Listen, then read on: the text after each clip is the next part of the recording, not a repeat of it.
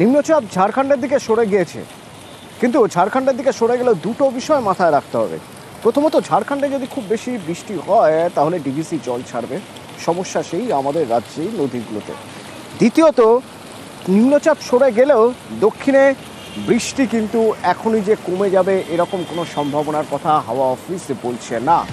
যদিও কলকাতার আশপাশ অঞ্চলে বৃষ্টির সম্ভাবনা কম, কিন্তু হাওয়া অফিস ঠিক কি বলছে, কোথায় কোথায় কতটা বৃষ্টি হতে পারে, ভারী বৃষ্টি, অতি ভারী বৃষ্টি, আমার সঙ্গে বিশ্বজিৎ রয়েছেন, সরাসরি বলতে পারবেন। বিশ্বজিৎ,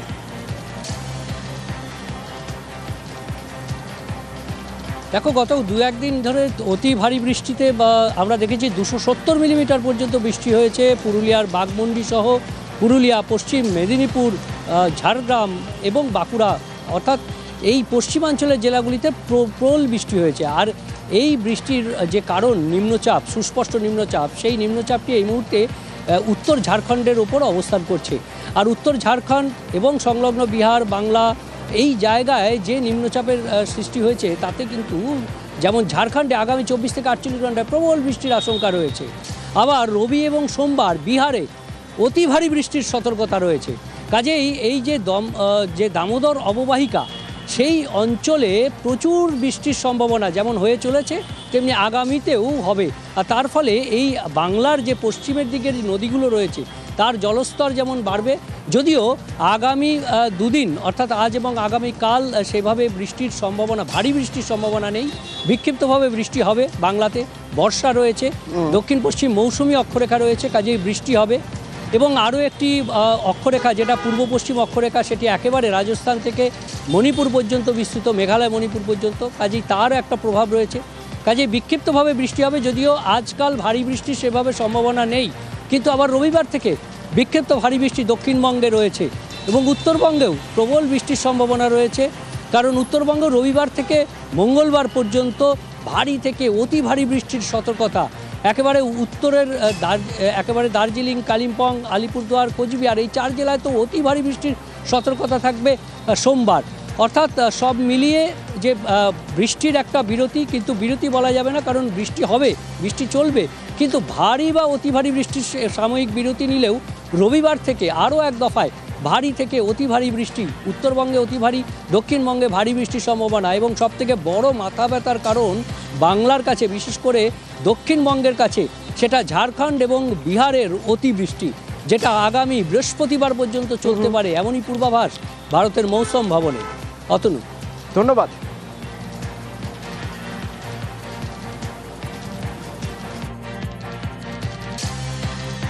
গতকাল যে সুস্পষ্ট নিম্নচাপ অঞ্চলটার কথা আমরা উল্লেখ করেছিলাম, আজকে ওটি আছে আপনার নর্থ ইস্ট ঝাড়খণ্ড এবং তার সংলগ্ন গাঙ্গেয় পশ্চিমবঙ্গে। মানে এখন তো এখানে কিছু এখন তো চলে গেছে, যে সিস্টেম অনেকখানা পশ্চিম দিকে চলে গেছে। কালকে লেট ইভিনিং থেকেই আমরা দেখতে পাচ্ছি, আমি তো নিজে টের পাচ্ছিলাম যে অনেক হাওয়া, এবং হাওয়াটা প্লেজেন্ট, বাট ওই হাওয়াটা কিন্তু ভেজা হাওয়া নয়, হাওয়াটা ছিল যথেষ্ট ড্রাই হাওয়া। আগামী কয়েকদিন পশ্চিমবঙ্গের বিভিন্ন রাজ্যে প্রায় প্রতিটা জেলাতেই বলতে পারেন আপনার হালকা মাঝারি বৃষ্টিপাত এবং বিক্ষিপ্তভাবে দু এক জায়গায় ভারী অতি ভারী বর্ষণেরও সম্ভাবনা রয়েছে।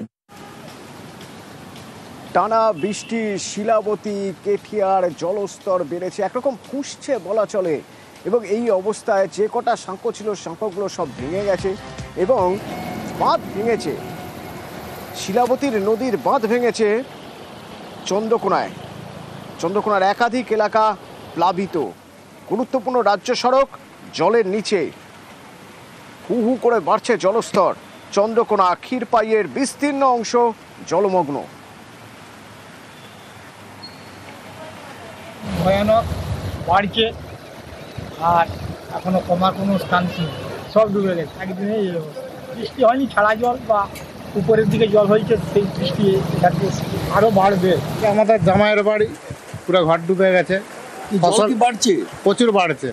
হঠাৎ করে এইভাবে জল বাড়ার কারণ কি? হঠাৎ করে সেইটাই তো, আকাশের বৃষ্টি তো এই পাশে তেমন একটা হয়নি, মানে ডিবিসি জল ছেড়েছে, মানে উপরে বৃষ্টি, তার কারণে এটা হচ্ছে। মানে মানুষের প্রচুর মানে ক্ষতি হয়েছে।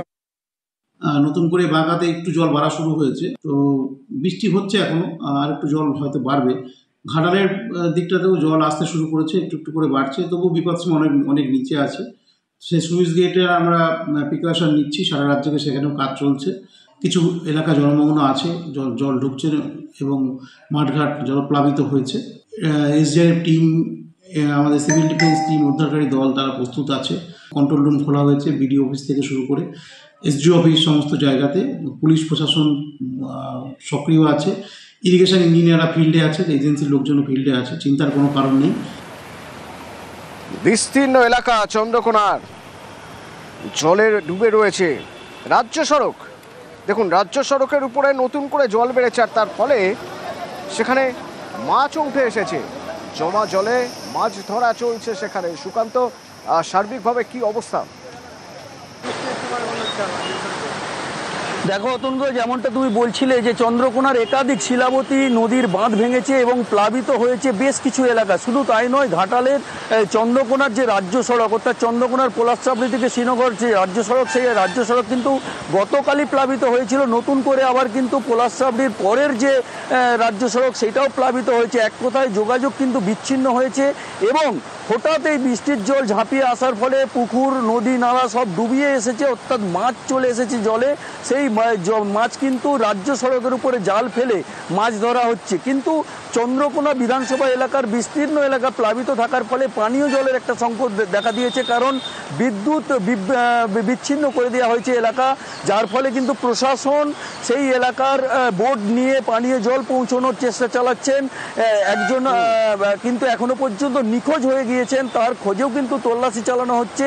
আজকেই চন্দ্রকোনার বন্যা পরিস্থিতি খতিয়ে দেখতে আসছেন মন্ত্রী মানস রঞ্জন ভূঁইয়া। এক কথায় কিন্তু প্রশাসন তৎপর রয়েছে, পরিস্থিতি স্বাভাবিকের দিকে আসছে বলে প্রশাসন সূত্রে খবর। তাদের দাবি যে চন্দ্রকোনার কেঠিয়া এবং শিলাবতী নদীর জলস্তর কিন্তু হালকা কমছে, আর তার ফলে কিন্তু ঘাটালের জলস্তর বাড়তে শুরু করেছে।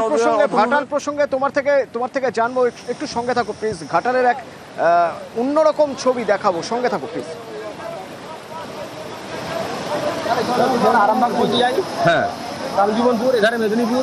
কাল একটা বুলেট গাড়ি ওখানে ডুবে গেছে, আর লরি একটা ফেঁসে গেছে। রাজ্য সড়কেই মাছ হচ্ছেন? হ্যাঁ, রাজ্য সড়ক। হ্যাঁ, মাছ পড়ছে? মাছ পড়েনি, অন্যান্য পড়ছে, আমার পড়েনি। তবু দু একটা খেয়ার দিয়ে আমি ধরেছিলাম, একজনের জাল নিয়ে দুটো খেয়ে দিচ্ছি, দেখি যদি পড়ে তো কিছু।